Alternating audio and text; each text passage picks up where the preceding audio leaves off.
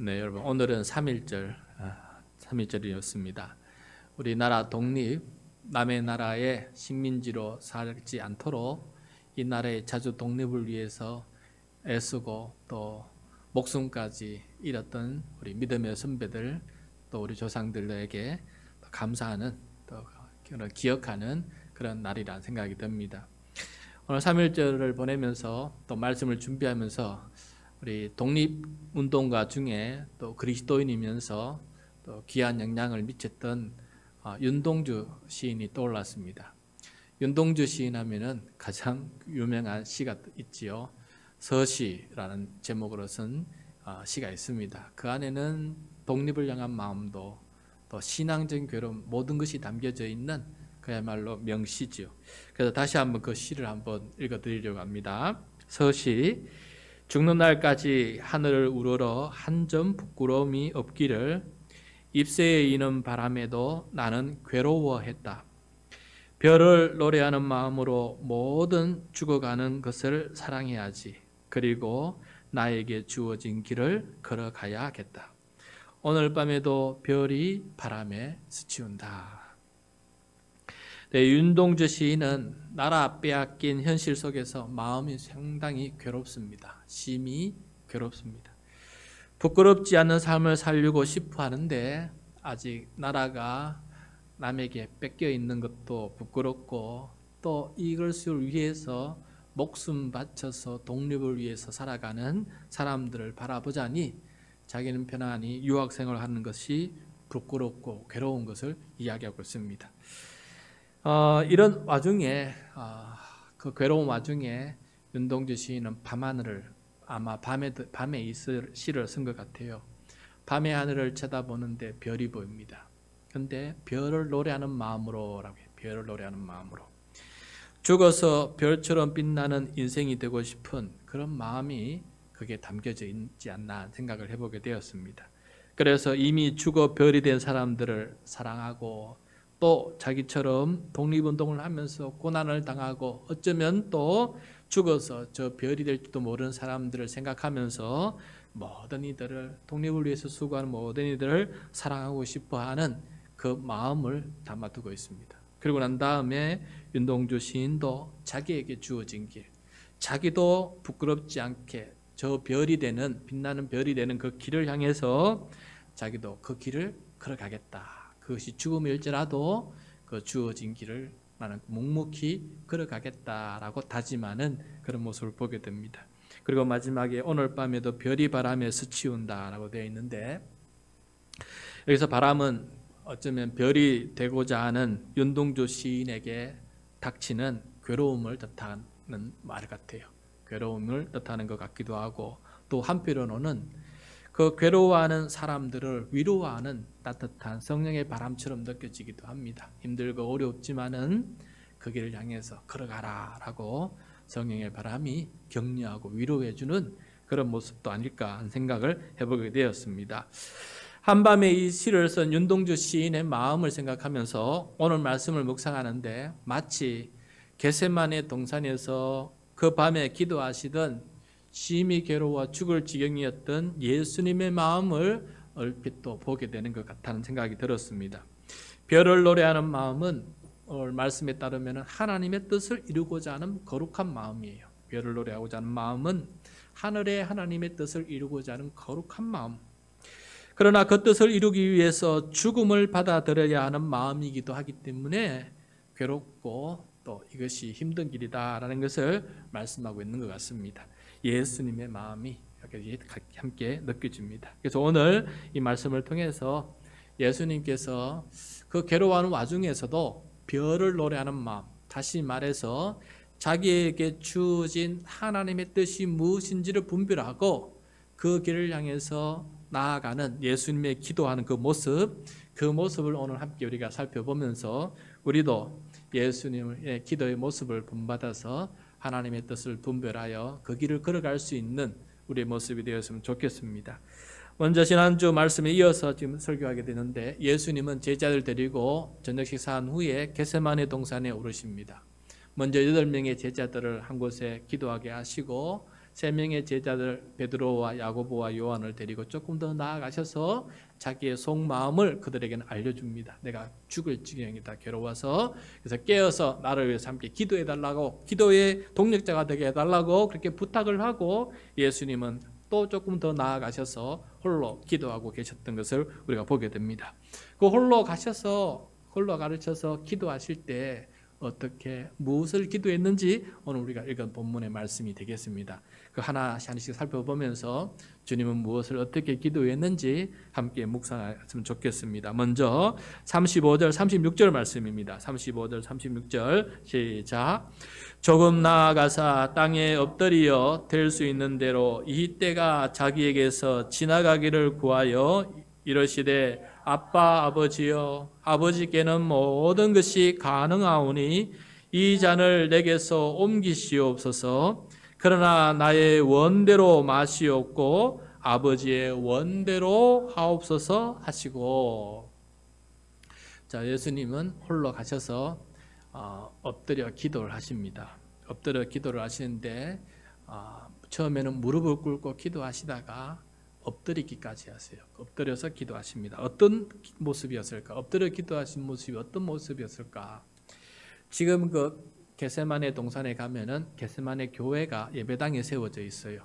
그 예배당 안에도 예수님께서 이 바위에서 기도하셨을 것이다라고 추정하는 바위가 있고, 그 예배당 바깥 벽에도 예수님께서 여기에서 기도하셨을 것이다라고 하는 바위가 있어요. 근데 예배당 바깥에 있는 그런 바위에 그 위에 예수님께서 기도하신 모습을 조형으로 작게 만들어 놓은 게 있습니다. 그것을 보면 다음 화면입니다. 다음 화면을 보시면은 그 겟세마네 교회 바깥, 예배당 바깥에 바위 위에 새겨 놓은 그런 조각품이에요. 예수님께서 엎드려 기도하셨다는데 어떻게 엎드려 기도하셨는지를 보여주고 있어요. 그러니까 처음에 무릎 꿇고 기도하시다가 심히 괴로워서 마음을 어디 의지할 데 없어서 바위에다 그냥 엎드려서 이렇게 기도하시는 예수님의 모습을 저렇게 겟세마네 교회의 바깥 예배당 앞에 벽에다가 저렇게 새겨놓은 것을 보게 됩니다. 그래서 다음 화면을 보시면은 그곳을 방문하신 성지 순례객들이 저렇게 똑같이 그 모습을 본받아서 저 바위에 엎드려서 저렇게 기도하고 있는 것을 보게 돼요. 이런 엎드려서 기도한다는 것은 차마 이 괴로움을 다 이겨내지 못하는 그런 마음을 그 기도의 모습 속에서 보여주고 있는 것이 아니겠습니까? 그래서 그렇게 엎드려서 기도하시면서 예수님께서 말씀하신 게 뭐냐? 기도하신 게 무엇이냐? 아까 35절에 보면은 될 수 있는 대로 이 때가 자기에게서 지나가기를 구하십니다. 될 수 있는지 모르겠지만은 하나님 될 수 있다면 이 때가 너에게서 지나가게 해주십시오. 이런 때를 위해서 제가 온 것은 맞지만은 될 수 있으면 이 때가 지나갈 수 있는지 모르겠습니다. 그럴 수 있다면은 되게 해주십시오. 그러면서 그 다음 말에 36절에 보면은 아빠 아버지여, 아버지께는 모든 것이 가능하오니 이 잔을 내게서 옮기시옵소서. 자기에게 다가온 이 길을 눈앞에 두고 예수님은 심히 괴로워서 주님 앞에 하나님 아버지 앞에 기도합니다. 아버지께 모든 것 가능하지 않습니까?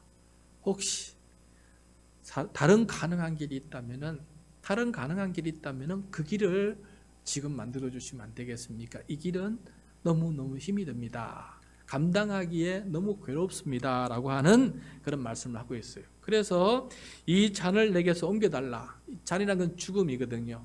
이 죽음이라고 하는 이 고통을, 괴로움을 내게서 옮겨줄 수 없습니까? 라고 예수님께서 기도하고 있는 모습을 보게 됩니다. 여러분, 예수님은 이 잔이 하나님의 뜻임을 이미 알고 계십니다. 그죠? 알고 계십니다. 그러나 괴로워서 하나님 아버지께는 모든 것이 가능하니까 이 잔을 옮길 수 있지 않느냐, 하나님은 가능하지 않느냐라고 이렇게 말씀하시는 모습을 우리가 보게 돼요. 이 모습을 통해서 우리도 기도의 모습을 하나 배울 수가 있습니다. 우리가 하나님의 뜻이라는 걸 다 알고 있어요. 우리가 성경을 묵상하고 설교도 듣고 이렇게 하다 보니까 이게 하나님의 뜻입니다라는 것을 다 알고 있어요. 알고 있는데 뻔히 알고 있지만은 그 말씀을 준행하는 것이 나에게 너무 벅차고 힘이 들고 어렵어요. 그래서 그것을 포기하는 건 아니지만은 어쨌든 하나님의 뜻을 이루고 싶지만은 혹시 나에게 다른 방법이 있으면 그 방법을 좀 더 쉬운 방법 좀 가르쳐 주십시오라고 내가 너무 힘들고 괴롭습니다라는 마음을 하나님 앞에 토로할 수 있는 그 가능성을 오늘 예수님께서 우리들에게 보여주고 있다라는 생각을 해보게 되었어요. 그래서 여러분 우리가 하나님의 뜻을 행할 때 이렇게 기도할 수 있습니다. 힘이 듭니다, 하나님. 이게 힘이 들고 괴롭고 벅찹니다. 하나님의 뜻 맞습니다. 그것을 위해서 내가 말씀 묵상하고 기도해 온 거 맞습니다. 그런데 지금 저는 너무 힘이 듭니다. 혹시 하나님 될 수 있다면, 혹시 가능하다면 다른 때 혹은 다른 잔을 내가 받을 수 없는지 주여 부탁을 드립니다. 라고 이렇게 기도할 수 있다는 것을 오늘 우리들에게 가르쳐 주고 있습니다. 그러므로 여러분 하나님 앞에 말할 수 있는 자유가 있습니다. 힘이 들면 힘이 든다고 얘기해도 아무런 하나님 앞에 잘못된 거 아닙니다. 내가 그 하나님 말씀 앞에 행하려고 하니 힘이 듭니다라는 것은 하나님께서도 들으시고 우리의 형편을 보시는 분이시다라는 것을 우리들에게 가르쳐주고 있거든요. 그러므로 여러분 기도하시다가 힘이 들면 힘들다고 얘기하십시오.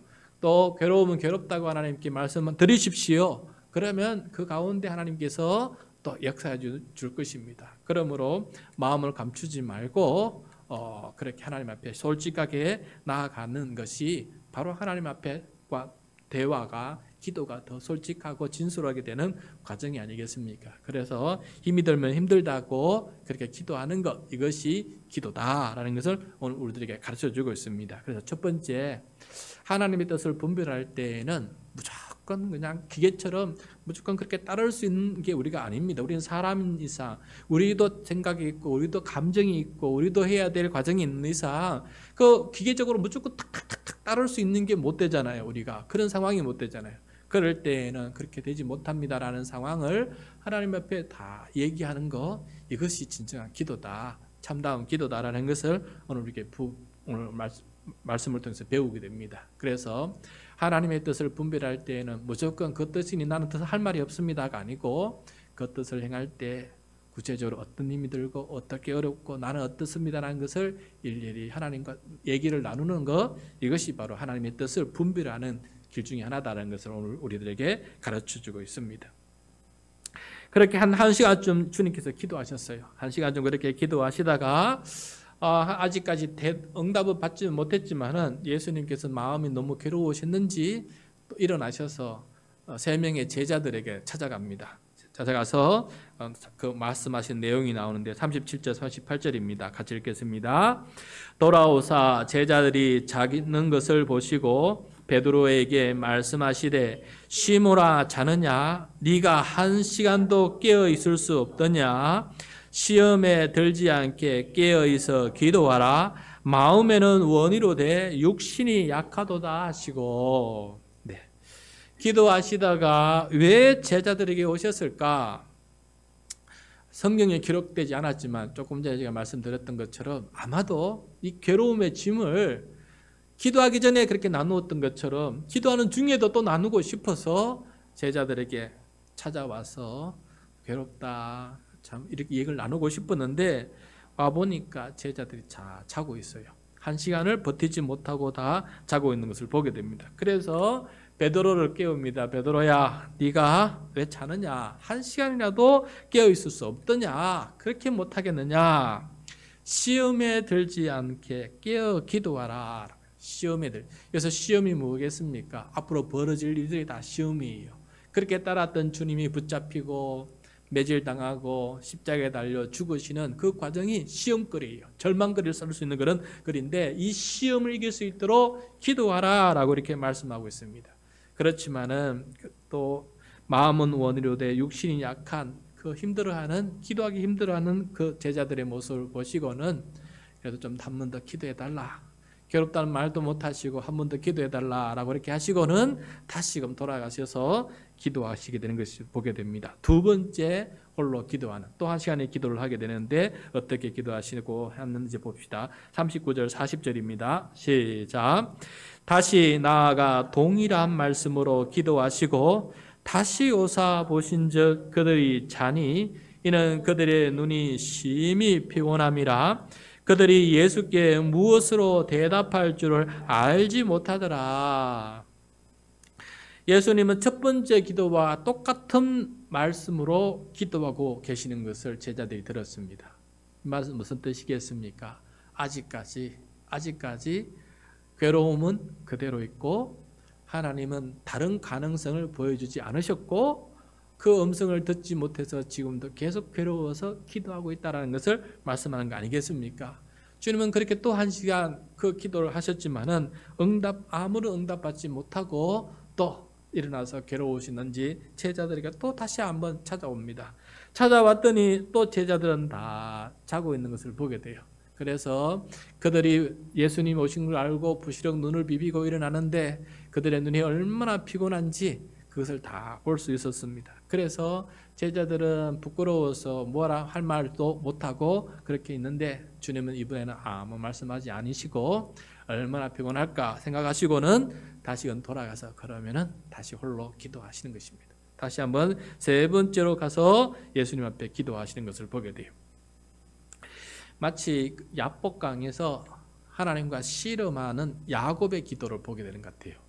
형 에서를 만나기 싫어서, 형 에서를 만나면 죽을까 싶어서 형의 죽음을 피해서 도망쳤던 사람 아닙니까? 야곱이 하란으로. 이제 다시 돌아가는 발걸음인데 자기 종들, 자기 처자식들 다 먼저 야복강 먼저 건너가게 해놓고는 홀로 남아서 그 두려움에 하나님이 기도하는데 하나님께서 천사로 오셔서 그렇게 야곱과 씨름하지 않습니까? 밤새 씨름하지 않았습니까? 그 씨름 속에서 그것을 견디고 나가는 그 야곱의 모습이 어쩌면 바로 예수님의 모습이 아닐까 생각됩니다. 죽음을 앞두고 1시간 기도하시고 돌아와서 또 1시간 기도하시고 또 돌아와서 또 기도하시는 이 예수님의 모습이 바로 하나님의 뜻을 알지만은 그 뜻을 받들기 너무 힘들어서 이렇게 씨름하고 있는 그 모습을 보게 됩니다. 여러분, 우리도 살다 보면은 하나님께서 명하시는 바가 있지 않습니까? 그런데 그 뜻을 받들기가 참 힘들어서 괴로워서 한 번 기도하고 두 번 기도하고 세 번 기도할 그런 기도할 때가 있지 않습니까? 바로 예수님께서 그런 모습을 미리 우리들에게 보여주고 있는 것을 보게 됩니다. 그럴 때 어떻게 기도해야 되는지 보여주는 것입니다. 자, 이렇게 두 번 기도하시고 또 세 번째로 가서 기도하시고 또 돌아오시게 되는데 세 번째는 예수님께서 하나님의 뜻을 분별하셨어요. 분별하신 것을 보게 됩니다. 41절 42절입니다. 시작. 세 번째로 오사 그들에게 이르시되 이제는 자고 쉬라. 그만 되었다. 때가 왔도다. 보라, 인자가 죄인의 손에 팔리느니라. 일어나라, 함께 가자. 보라, 나를 파는 자가 가까이 왔느니라. 아멘. 자, 예수님께서 세 번째로 기도하시고 이제는 돌아오시는데 하시는 말씀이 이전과 다릅니다. 어떻게 말씀하시느냐? 자, 처음에는 이제는 자고 쉬라 라고 되어 있는데 이게 번역이 좀 앞뒤랑 뒤에 말과 좀 맞지가 않습니다. 그래서 새한글 번역본에는 이 부분을 이렇게 번역하고 있습니다. 계속 잠만 자고 쉬겠느냐라고 되어 있어요. 계속 잠만 자고 쉬겠느냐라고 각조를 달아 놓은 것을 보게 돼요. 그래서 제자들이 계속 잠자고 있었다라는 것을 말씀해 주고 있습니다. 그러나 이제는 예수님께서 다른 말씀하십니다. 그만 되었다. 그만 되었다. 때가 왔도다. 때가 왔도다. 라고 말씀하십니다. 무슨 때가 왔습니까? 인자가 죄인의 손에 넘겨지는 때가 온 것입니다. 그래서 예수님은 제자들에게 일어나라. 함께 가자. 나를 파는 자가 가까이 왔으니 가서 함께 보자. 라고 이렇게 말씀하시는 것을 보게 됩니다. 예수님은 세 번째 기도하실 때 하나님 아버지의 뜻이 무엇인지 확고하게 분별하게 됩니다. 하나님은 아무런 다른 가능성을 얘기하지 않으셨습니다. 너는 그 길 가야 된다. 다만 예수님의 마음이 결정하기를 기다렸을 뿐입니다. 그리고 세 번째 기도하다 보니까 유다가 사람들을 이끌고 가까이 오는 것을 보게 됩니다. 저 불빛이 횃불을 들고 일개 무리가 동산으로 올라오고 있는 것을 보셨을 것입니다. 그 모습을 보시고 예수님은 깨닫게 되었습니다. 아, 다른 길은 없구나. 원래 했던 이 길을, 이것이 하나님 아버지의 뜻이고 이것이 인류 구원의 길이구나 한 것을 받아들이고는 이제는 그 괴로움을 떨쳐버리고 담대하게 그것을 맞이하러, 오히려 도착하기 전에 먼저 맞이하러 나아가는 그런 예수님의 모습을 우리들에게 보여주고 있습니다. 순종하기는 괴로웠지만은 그러나 뜻이 분명해졌을 때에는 일어나서 그것을 적극적으로 순종하고 있는 모습으로 변화되는 것을 보게 됩니다. 세 번의 기도를 해야 될 만큼 그러나 힘들고 어려운 과정이었지만은 그 뜻을 분별했을 때에는 누구에게 이끌리는 것이 아니라 주도적으로 적극적으로 이것은 하나님의 뜻이다 하시면서 그 모습을 향해서 담대히 나아가시는 그런 모습을 우리들에게 보여주고 있습니다. 여러분, 이것이 세 번째의 모습은 예수님은 마지못해서 고난을 당하거나 마지못해서 십자가의 길을 가신 것이 아닙니다. 그렇게 하나님의 뜻을 깨달은 다음에는 적극적으로 그것을 수용하시고 하나님의 뜻임을 깨닫고 그 모든 과정들을 자기가 걸어가야 될 길로 받아들이는 그런 모습을 우리가 보게 됩니다. 우리도 기도하다가 하나님의 뜻을 분별하고 이것이 다른 길은 없고 이게 내가 걸어갈 길이라고 했을 때에는 그 길을 담대히 믿음으로 걸어가는 그런 사람 되기를 바랍니다. 그것이 바로 하나님의 뜻을 분별한 사람의 모습이다. 분별하지 못한 사람은 다시 기도 현장으로 돌아가야 됩니다. 그러나 분별했다면 이제는 일어나서 주님께서 맡기신 그 뜻을 향해서 담대히 믿음을 가지고 나아가는 사람이 되어야 된다라는 것을 우리에게 보여주고 있어요. 여러분, 서실에서는 윤동주 시인은 결국 일본 후쿠오카 형무소에서 죽음을 맞이하게 됩니다. 다른 사람이 걸어갔던 그 길, 괴로운 그 길이지만은 자기에게 주어진 길이기 때문에 별을 노래하는 마음으로 그 길을 걸어갔고 그 길을 걸어갈 때 힘들고 어려웠지만은 성령의 바람이 그를 이끌고 인도했다는 것을 오늘 보게 됩니다. 이처럼 우리도 하나님의 뜻을 분별할 때 힘들고 어려울수록 더욱더 주님 앞에 기도하게 됩니다. 그러나 그 뜻을 분별하실 때에는 별을 노래하는 마음으로 담대히 그 길을 걸어가는 것, 이것이 바로 주님의 제자된 모습이다라는 것을 오늘 배우게 됩니다. 이것을 본받아서 오늘 이 밤에 하나님의 뜻을 분별하며 기도할 수 있는 우리 모두가 되기를 바라고, 또 이 자리에서 일어났을 때에는 믿음으로 그 뜻을 준행하고 순종하는 그런 제자의 모습이 되시기를 간절히 축복합니다.